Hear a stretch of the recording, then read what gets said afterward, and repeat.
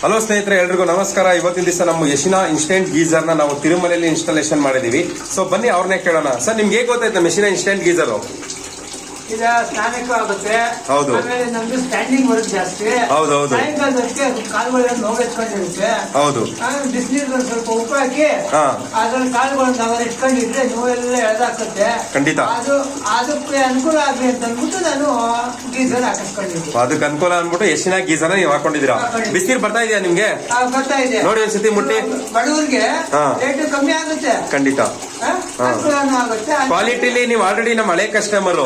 ನೀವು ನಮ್ಮ ಏನ್ ತಗೊಂಡಿದ್ರ ನಮ್ಮ ಕಂಪ್ನಿಯಿಂದ? ನೀವು ಟಿವಿ ತಗೊಂಡಿದೀನಿ, ಹಾ, ವಾಷಿಂಗ್ ಮಿಷಿನ್ ತಗೊಂಡಿದ್ದೀನಿ. ಖಂಡಿತ. ಎಲ್ಲ ಚೆನ್ನಾಗಿದೆ. ಹಾ. ಇನ್ನು ಅದೇ ತರ ಕ್ವಾಲಿಟಿ ಕೊಡ್ತಾರೆ ಅನ್ನೋ ಒಂದು ನಂಬಿಕೆ ಇದೆ.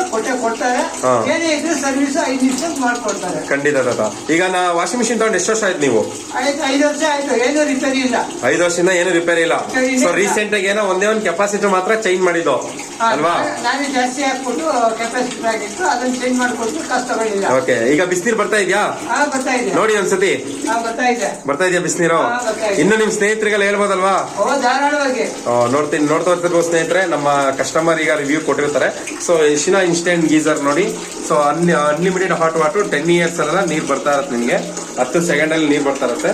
ಸೊ ಕಲೆಕ್ಷನ್ ಬಂದಿದ್ದಕ್ಕೆ AH ಪಾಯಿಂಟ್ ಇರಬೇಕು 32 amps.